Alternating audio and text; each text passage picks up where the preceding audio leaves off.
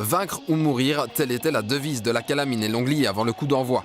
Avec 11 points de retard sur le premier non-descendant, les deux équipes étaient dos au mur et n'avaient pas d'autre choix que de l'emporter pour entretenir l'espoir de maintien. La Calamine prend le début de match à son compte et crée directement du danger devant la cage des visiteurs. Niang en relais avec Hubert puis Mboyo se retrouve seul au petit rectangle mais catapulte le ballon au-dessus.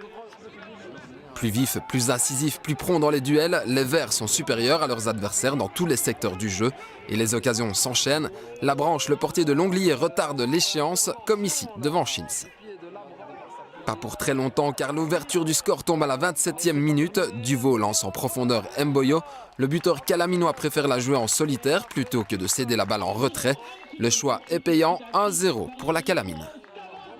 Dans la foulée, le même Mboyo, véritable poison pour la défense luxembourgeoise, prend tout le monde de vitesse.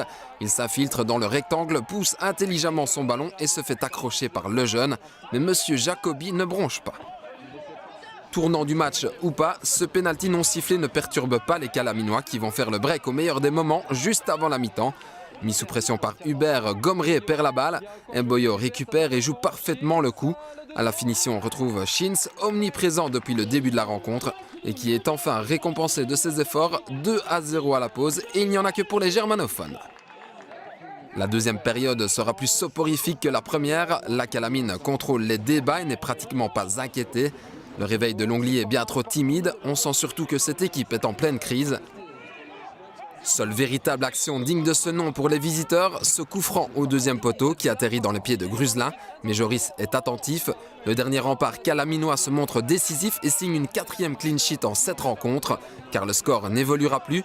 La Calamine s'impose méritoirement 2-0. Une victoire qui lui tournait le dos depuis le 17 novembre. Avec ce succès, la Calamine peut encore croire au maintien, au contraire de Longli dont c'est la 8e défaite de rang et qui basculera sans aucun doute en provincial à l'issue de la saison. Voilà, victoire archi méritée pour la Calamine, 2-0 qui a dominé de la tête et des épaules cette partie. Un boost moral pour les Calaminois qui n'avaient plus goûté à la victoire depuis le mois de novembre. On va écouter tout de suite les réactions d'après-match. On a eu une organisation pratiquement sans faille. On a fait une première mi-temps à l'aide de rêve. D'ailleurs, c'est 2-0 pour nous à la mi-temps. L'équipe était très bien organisée, on a gagné les duels. Je crois qu'on a proposé quelque chose. Maintenant, en deuxième mi-temps, j'avais demandé qu'on gère.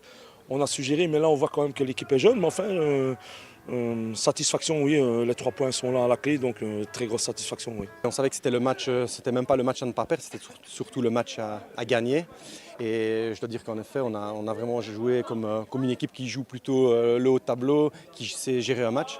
Et les derniers matchs, on n'a jamais vraiment été récompensé pour nos efforts et pour la gestion, l'organisation. Et aujourd'hui, c'était le cas. Oui. On a fait quelques erreurs de positionnement, quelques erreurs de jeunesse, je vais dire. Mais voilà, on n'a pas grand-chose à revendiquer, même si en deuxième mi-temps, on a quand même été conquérant. On a quand même joué la majeure partie du temps dans le camp de la Calamine, sans être très dangereux. Je crois qu'on a 2-3 occasions. Mais quand on prend des goals de carnaval comme on prend, un coup d'épaule, on est à terre, bah, voilà, faut se remettre en question. De toute façon, on a des choses à préparer, que ce soit pour terminer une saison avec les honneurs, parce que je ne veux pas qu'on abandonne. Mais ouais, il y a du pain sur la planche pour l'année prochaine, ouais, ça va être difficile.